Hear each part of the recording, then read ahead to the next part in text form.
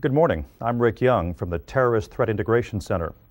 We believe last month's attacks were set in motion by bin Laden's January 4th tape and sought to damage the U.S. economic engine. While there are apparent linkages between the series of physical attacks and the cyber-based attacks, the list of probable actors is varied.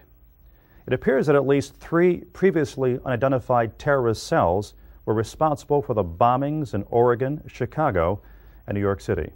Acting on source intelligence, a motel room in Portland was raided. Evidence recovered has linked 2 known al-Qaeda operatives to the bombings at Celilo. Phone numbers for rooms in transient motels in the Chicago, Newark, and Las Vegas areas were also found.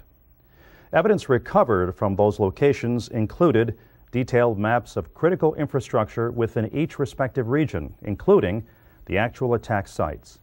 The timing of the fiber cuts and the geographic separation leads us to conclude that at least 2 other cells were involved.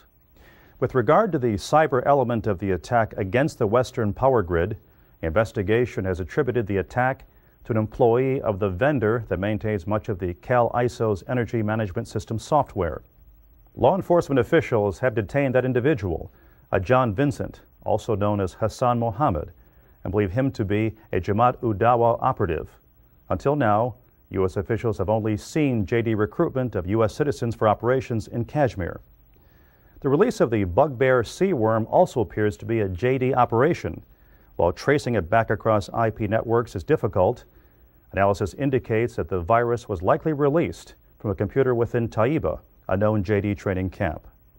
The intelligence community is concerned that through these attacks, Hafiz Mohammed Saeed, the leader of JD, has signaled that JD has entered into a more formal alliance with al-Qaeda and is embarking on a far more ambitious range of operations. As for the multiple worms released on March 12th, we believe they originated in China. It remains unclear, however, if and to what extent the Chinese government had knowledge of or sponsored their release. There does not appear to be a connection between the al-Qaeda, Jamaat-ud-Dawa attacks and the Chinese attacks.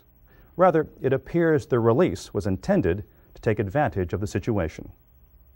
At this time, we have no indications of additional attacks being planned on the homeland, but we continue to analyze information that may provide evidence of further operational planning.